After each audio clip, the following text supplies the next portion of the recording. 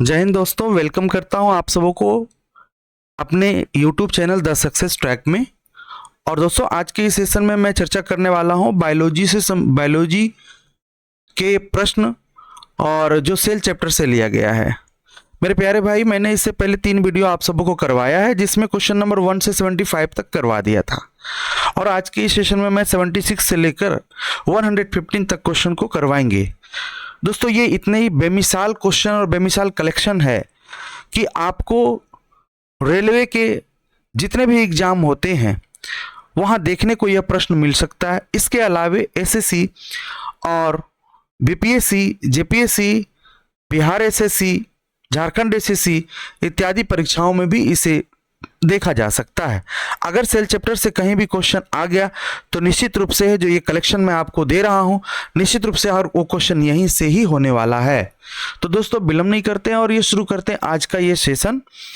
और यदि आप बाकी के सेशनों को नहीं देखे हैं तो इस वीडियो के डिस्क्रिप्शन में आप जाएंगे, बाकी के सेशन यहाँ देखने को आपको मिल जाएंगे।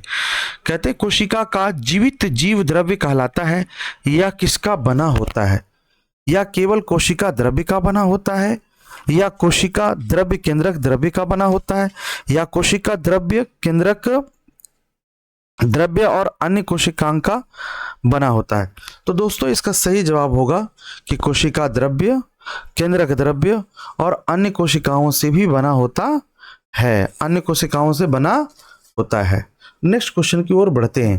कहता है, सर्वाधिक संख्या 2n में गुणसूत्र पाए जाते हैं, क्या गन्ना में, या आलू में, या मनुष्य में, या ओफियोग्लोसिस में?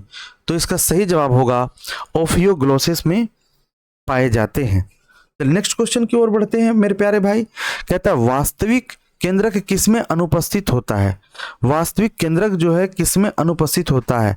क्या जीवाणुओं में अनुपस्थित होता है, या हरे शैवाल में, या कवकों में, या फिर लाइकन में? तो मेरे प्यारे भाई, इसका सही जवाब होगा जीवाणुओं में। जीवाणुओं में ये अनुपस्थित रहता है। नेक्स्ट क्वेश्चन की ओर बढ़ेंगे। इलेक्ट्रॉन सूक्ष्मदर्शी की खोज किसने किया? क्या नॉल तथा रस्का ने किया? क्या स्लाइडेन तथा श्याम ने किया? क्या फ्लेमिंग तथा ब्राउन ने किया? क्या वाटसन तथा क्रिक ने किया? तो इसका सही जवाब होगा नॉल तथा रस्का ने किया। नेक्स्ट क्वेश्चन है, अंतः प्रद्रव्य जालिका एंडोप्लाज्मिक रेटिकुलम की खोज किसने की? क्या सूटल ने किया? क्या पोर्टर ने किया? क्या वाटसन ने किया? क्या रॉबर्ट्स ने किया? तो इसका सही जवाब होगा पोर्टर ने किया। नेक्स्ट क्वेश्चन, गुणसूत्र क्रोमोसोम शब्द प्रदान किया गया किनके द्वारा? हॉफमिस्टर के द्वारा, वाल्डेयर के द्वारा, सूटल के द्वारा, वैगनर के द्वारा? तो सही जवाब इसका होने वाला है वाल्डेयर के द्वारा। नेक्स्ट क्वेश्चन दोस्तों, कोशिका को एक निश्चित रूप प्रदान करती है, कौन प्रदान करती है? कोशिका झिल्ली, या कोशिका भित्ति, या केंद्रिका, या गोल्जिका? तो इसका सही जवाब होगा कोशिका भित्ति। यहाँ अगर ये पूछा जाता कि कोशिका का कंकाल क्या है, तो आप जवाब दे सकते थे कि इंडोप्लाज्मिक रेटिकुलम है जो कोशिका का कंकाल है, जो उसको एक रूप प्रदान करने में मदद करती है। लेकिन ऑप्शन में वो नहीं है, तो कोशिका झिल्ली, क्योंकि बाहरी आवरण जो होता है ना, कोशिका झिल्ली ही होता है। नेक्स्ट, कोशिका द्रव्य में उपस्थित महीन शाखित माने शाखा टूटा हुआ, झिल्लीदार और अनियमित नलिकाओं का घना जाल कहा जाता है। किसे कहा जाता है? क्या गोल्जी काय को कहा जाता है? क्या माइटोकॉन्ड्रिया को कहा जाता है? क्या राइबोसोम को कहा जाता है? क्या अंतःप्रद्रव्य जालिका को कहा जाता है? तो आंसर होगा अंतःप्रद्रव्य जालिका को कहा जाता है। एंडोप्लाज्मिक रेटिकुलम ही होता है जो इस प्रकार से जाल बना करके ऐसे ऐसे मुड़ा हुआ रहता है। ठीक है। नेक्स्ट, प्रोटीन निर्माण का सक्रिय स्थल कौन है? प्रोटीन का निर्माण कहाँ होता है? दोस्तों, मैं आपको बता दूं कि ये एंडोप्लाज्मिक रेटिकुलम है ना, और इस तरीके से स्वतंत्र रूप से इसमें रहते हैं। एक होता है स्मूथ, जिसपे ये गोलाकार नहीं होता, वो स्मूथ एंडोप्लाज्मिक रेटिकुलम होता है। लेकिन जिसके ऊपर इस तरीके से गोला होता है उसको हम लोग रफ एंडोप्लाज्मिक रेटिकुलम कहते हैं। मेरे प्यारे भाई, जो ये गोला है ना, यही है राइबोसोम। यही क्या है? राइबोसोम है। और इसी राइबोसोम में क्या बनता है? प्रोटीन बनता है। तो इसका सही जवाब होने वाला है राइबोसोम। नेक्स्ट क्वेश्चन है, कहता है कौन सा कोशिकांग केवल पादप कोशिका में पाया जाता है? पादप कोशिका में पाया जाता है, नहीं पेड़ पौधों में। कोशिका भित्ति तो दोनों में, कोशिका भित्ति देखो पेड़ पौधों में पाया जाता है, कोशिका भित्ति है ना, पेड़ पौधों में पाया जाता है। और क्या है, लवक प्लास्टिड ये भी पाया जाता है, रिक्तियां भी पाया जाता है। इसका मतलब है आपका आंसर डी हो गया, उपयुक्त सभी पाए जाते हैं। कोशिका, नेक्स्ट क्वेश्चन 86 नंबर, कोशिका श्वसन का सक्रिय स्थल है ना। श्वसन कहाँ होता है? माइटोकॉन्ड्रिया में होता है, और माइटोकॉन्ड्रिया में श्वसन होता है, एटीपी का निर्माण होता है। मैंने ये क्लास में करवा दिया है, आप वहां से जाकर देखिए। एक बार जो सही तरीके से क्लास को कर लिया होगा मेरे प्यारे भाई, निश्चित रूप से आप देखेंगे कि ये सारे क्वेश्चन वहीं से आपको देखने को मिलेंगे। ठीक है, आवर्णी लवक ल्यूकोप्लास्ट मुख्यतः पाए जाते हैं जड़ों की कोशिकाओं में पाए जाते हैं। आवर्णी लवक कहाँ पाए जाते हैं? या फिर तनों की कोशिकाओं में पाए जाते हैं, या पत्तियों की कोशिकाओं में पाए जाते हैं, या फूलों की कोशिकाओं में पाए जाते हैं? तो इसका सही जवाब होगा जड़ों की कोशिकाओं में आवर्णी लवक पाए जाते हैं। नेक्स्ट क्वेश्चन, फूलों और बीजों के विभिन्न प्रकार के आकर्षक रंग प्रदान करता है। फूलों में और बीजों में जो आकर्षक रंग पाए जाते हैं वो किसके द्वारा पाए जाते हैं? क्या ल्यूकोप्लास्ट के द्वारा पाए जाते हैं, या क्रोमोप्लास्ट के द्वारा, या क्लोरोप्लास्ट, या होनोप्लास्ट? तो मेरे प्यारे भाई ये प्राप्त होता है क्रोमोप्लास्ट से। इसका सही आंसर क्या होगा? बी होगा।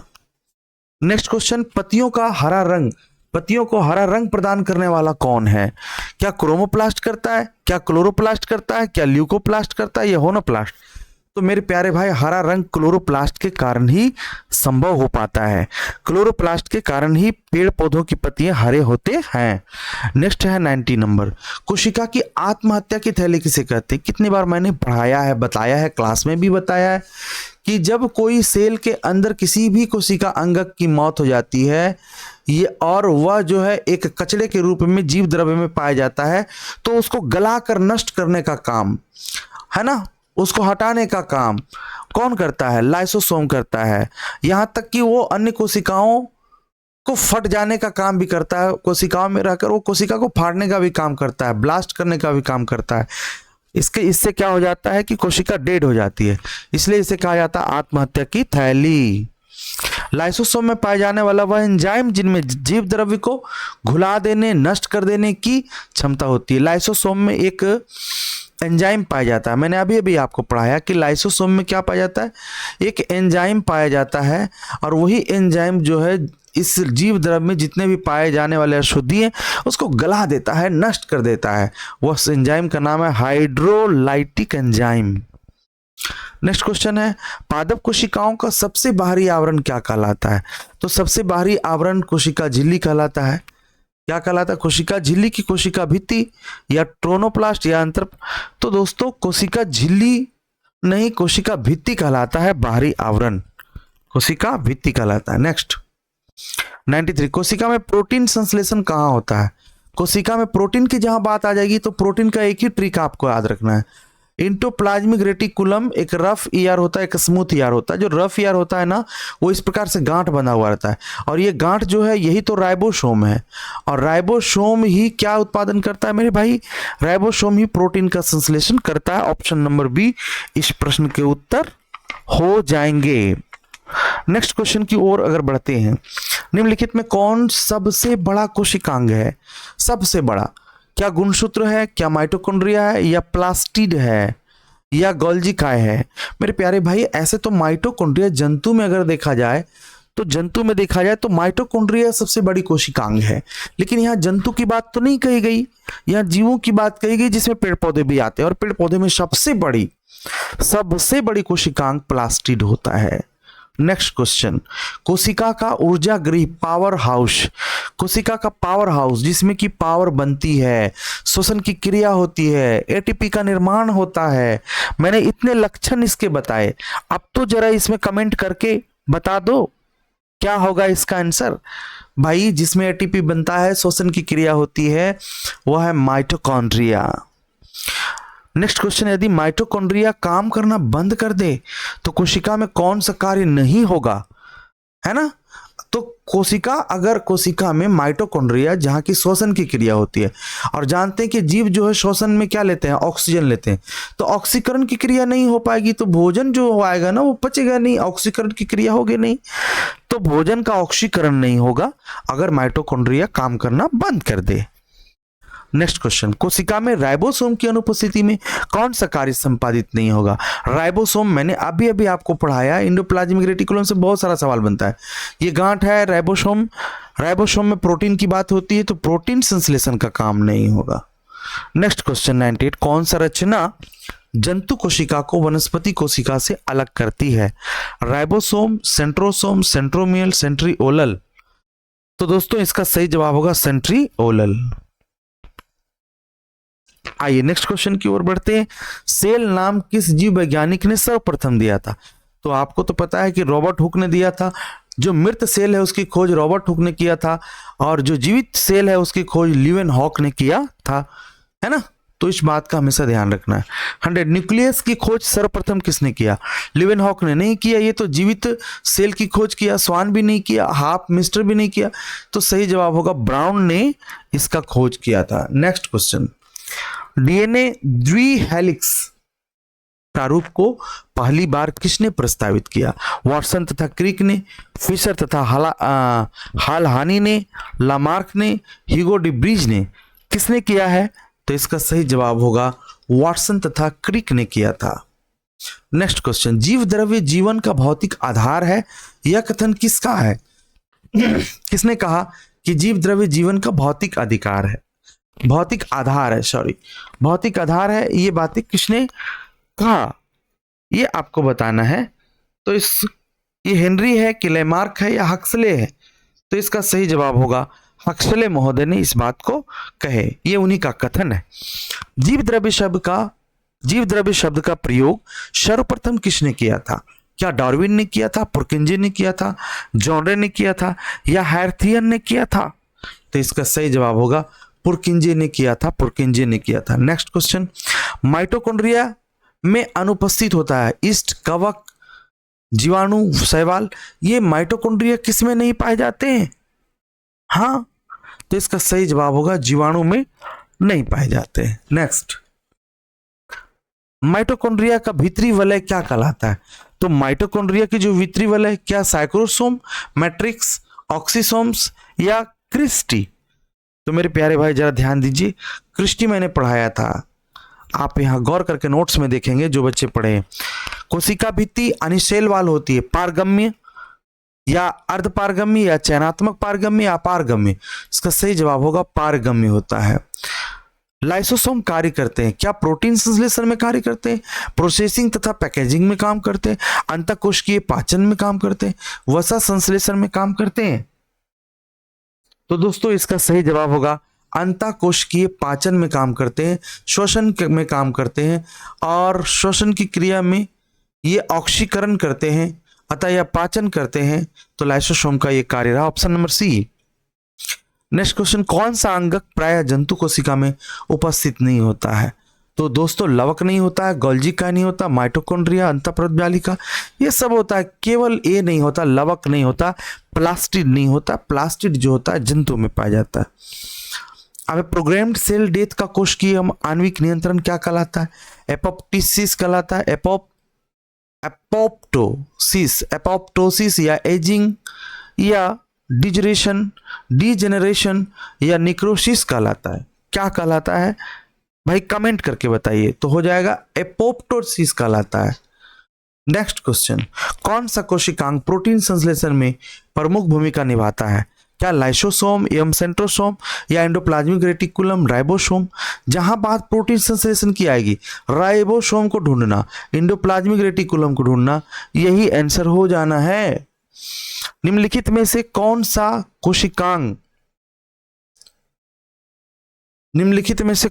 कोशिकांग डीएनए रखता है? डीएनए कौन सा ऐसा कोशिकांग है जो रखता है? क्या माइटोकॉन्ड्रिया, गोल्जी का, लाइसोसोम, सेंट्रियोल? तो आंसर होगा माइटोकॉन्ड्रिया है जो डीएनए को रखता है।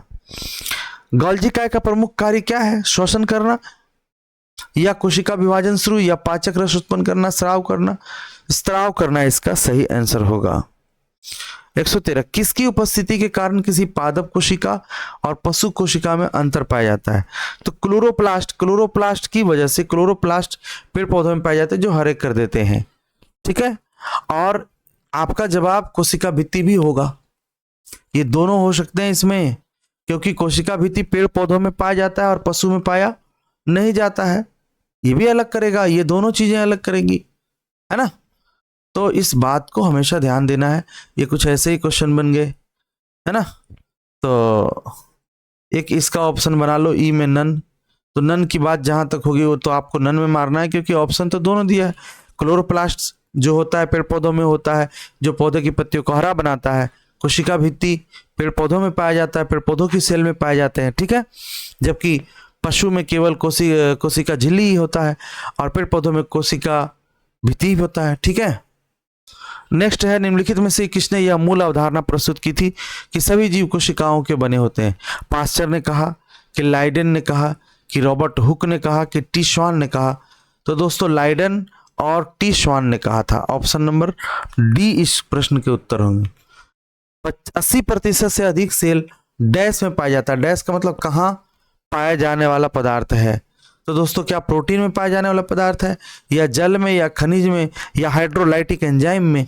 तो दोस्तों इसका सही जवाब होगा जल में पाया जाने वाला। तो दोस्तों आज का ये सेशन आपको कैसा लगा? अगर आज का ये सेशन आपको अच्छा लगा तो प्लीज़ इस वीडियो को सब्सक्राइब कर लें और लाइक करें और शेयर जरूर करें, ताकि आप अगर किसी को इस वीडियो को शेयर कर कर भला करेंगे तो निश्चित रूप से भला को आप उलट कर पढ़ें, भा ला, उलट कर पढ़ेंगे तो क्या होगा, ला भा। तो निश्चित रूप से आप किसी का भला करेंगे शेयर करके तो उसे लाभ होने वाला है। क्या होने वाला है? लाभ होने वाला है, ठीक है। चलिए, तो दोस्तों आप मन लगा करके पढ़ें और निश्चित रूप से अपने एग्जाम में अच्छा स्कोर करें, यही अपेक्षा है, यही उम्मीद है। जय हिंद, जय भारत।